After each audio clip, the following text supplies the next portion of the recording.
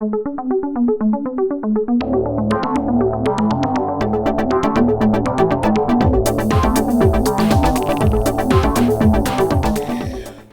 et bienvenue pour cette nouvelle édition de Bourdeau News. Aujourd'hui, on enterre l'abbé Pierre, notamment connu pour ses combats pour les sans-abri. C'était le personnage préféré des Français.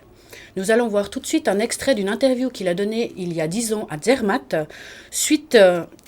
à ce moment-là, il était en pleine tempête médiatique suite à un livre qui était sorti de l'historien Roger Garaudy, qui donnait sa propre version sur l'Holocauste.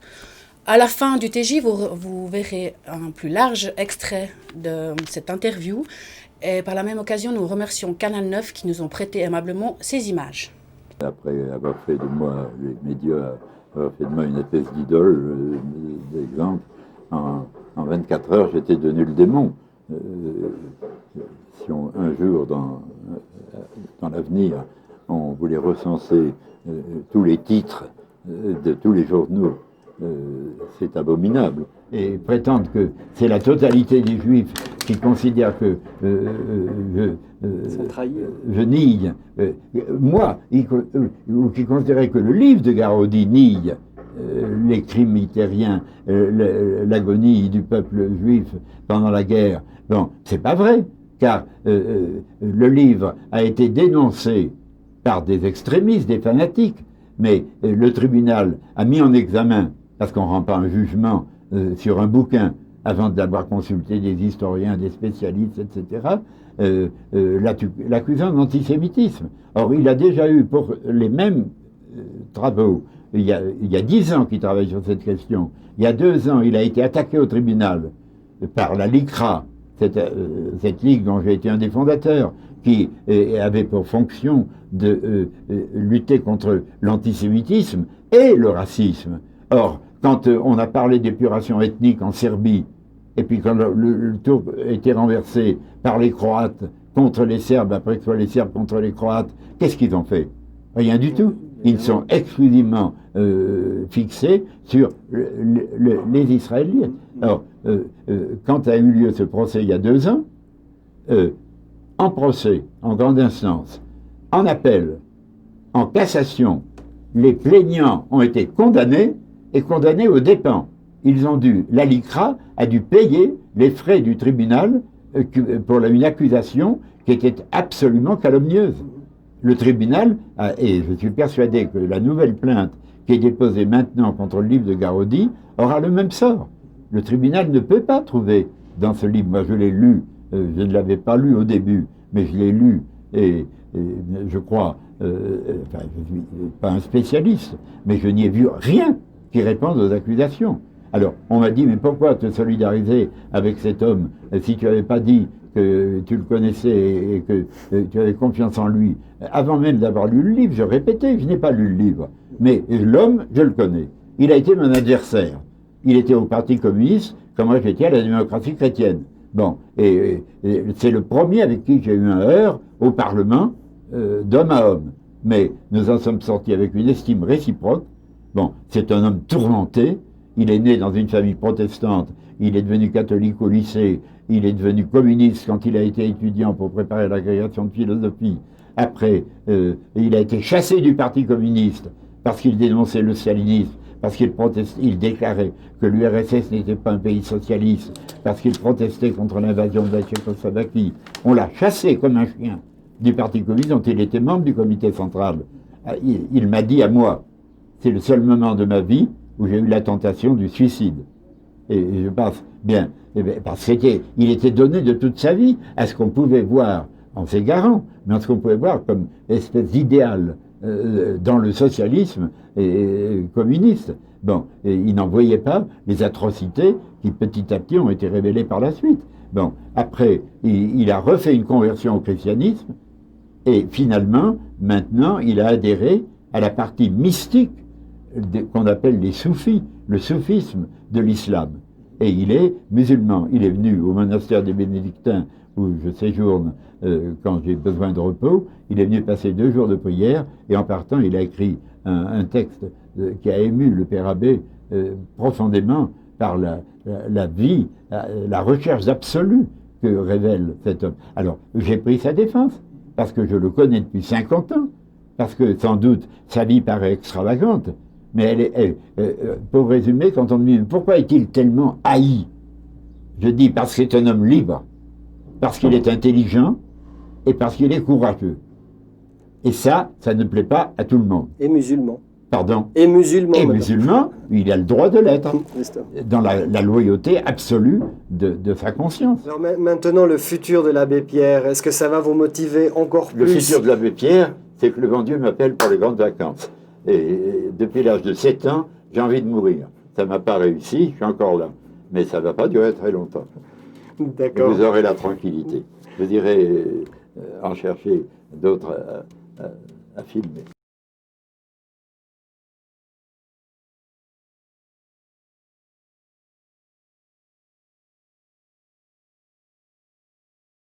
Maintenant, nous allons retrouver Razim qui nous a fait une interview sur le nouvel animateur des Kids de Centre socio-culturel de la Bourdonnette.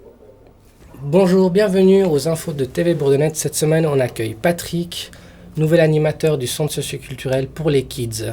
On va le laisser se présenter. Bonjour Patrick. Bonjour, alors je m'appelle Patrick Touré. Je suis né à Bâle. J'ai grandi là-bas, ça fait maintenant une douzaine d'années que j'habite à Lausanne. Et ça fait depuis mercredi passé que je suis animateur pour les Kids à la Bourdonnette. Et c'est un quartier que je connais bien, donc il y en a certains parmi vous qui vont me reconnaître. Peut-être même qu'il y a des gamins à vous qui sont avec moi le mercredi. Alors, dis-nous, qu'est-ce que tu as pensé de ces... T'es venu 2 fois pour l'instant. Ouais. Et comment ça s'est passé Ça s'est bien passé. Donc, ouais, ils sont bien encadrés, on voit, ils disent toujours bonjour, au revoir, ils rangent. Donc, moi, je m'attendais à un petit peu plus de chenilles, en fait. Mais donc, ça se passe bien. C'est des enfants, hein, donc ils sont vivants, quoi. Ouais. Bah, super. Et alors, on aura un nouvel animateur pour quelques années, espérons-le. Espérons-le, ouais. Eh ben, merci. Bye Une bye. bonne journée. Et maintenant, nous retrouvons Jérôme avec ses vidéos trottoirs. Cette semaine, il nous propose de parler de l'augmentation des cigarettes, ce qui touche une grande majorité des gens, et aussi sur la responsabilité des maîtres envers leurs chiens.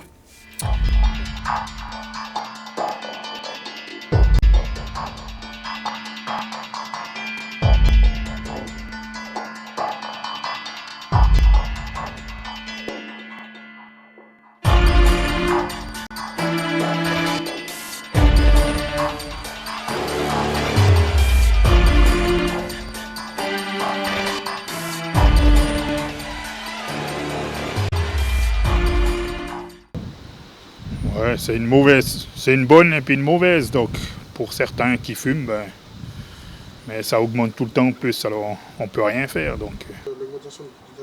C'est scandaleux. Parce que j'estime qu'on paye déjà assez comme ça dans la vie, qu'on nous laisse au moins des petits trucs pas trop chers.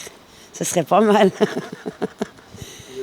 Qu'est-ce que vous voulez que je vous dise? Moi, je fume, alors c'est un peu dégueulasse. Qu'est-ce que vous voulez? Il faut baisser les prix pour les fumeurs, faut pas les augmenter. Franchement, je fume pas, donc je me sens pas vraiment concerné, mais je trouve qu'ils augmentent toujours de plus en plus. Et pour les personnes qui n'ont pas beaucoup d'argent, je trouve que ça se fait pas trop. Je trouve que c'est exagéré, parce que les clopes, ça augmente chaque fois de 20 à 30 centimes. C'est bientôt plus possible. À passer 6 francs le paquet, bientôt, c'est exagéré. Il y a des riches en Suisse qui n'ont même pas de taxes, comme Johnny, juste pour pas citer un. Voilà. Puis nous, les pauvres Suisses, on drop comme des cons pour s'acheter un paquet de clopes à 6 balles. Et des fois, il y en a qui fument même 2 paquets par jour, alors ça fait 12 balles. Alors, ça fait déjà un trou. Quand on compte au mois, ça fait déjà 6 fois 30, ça fait 180 balles pour des clopes. C'est exagéré. L'augmentation du prix du tabac ne sert pas à la prévention du tabagisme, mais bien à renflouer les caisses fédérales.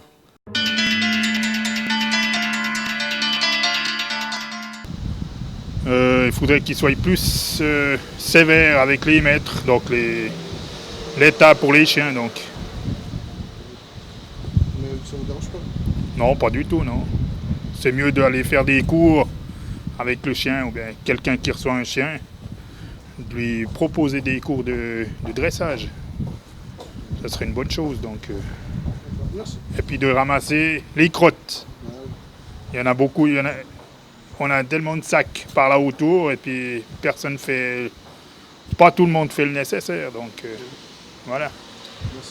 Service. Alors par rapport au chien, je suis tout à fait d'accord que c'est le maître qui soit puni par rapport à son chien. Si c'est quelqu'un qui le fait dresser pour justement l'agressivité. Pour le reste, ça peut avoir des accidents dans tous les domaines. Je vous en prie. Écoutez, chaque chien, chaque maître est responsable. Que ça soit le maître qui prend, c'est normal. Je suis tout à fait d'accord parce que le chien est fait au maître. Donc s'il y a des problèmes, c'est au maître de prendre, pas le chien. Que c'est normal qu'un maître soit responsable de l'acte de son chien puisqu'il l'a pris, il est conscient de ce qu'il fait. Normalement, le maître, il est responsable, donc je trouve ça totalement normal. Merci.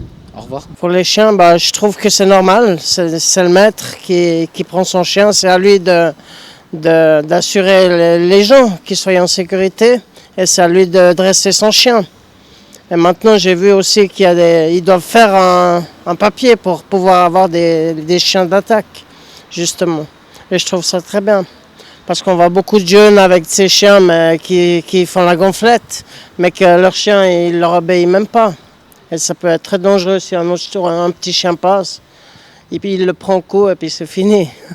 L'autre chien, il est mort. Alors ça, je trouve que c'est très bien. Il faut que ça bouge, là, justement, avec tous les morts qu'il y a déjà eu. C'est triste à dire, mais il faut que ça bouge. Étant propriétaire d'un molosse, j'estime que la responsabilité est au propriétaire, à éduquer son chien comme il faut, à en être responsable. Si le chien vient à mordre quelqu'un, c'est parce qu'il a une contrainte et c'est quand même le maître qu'on est responsable.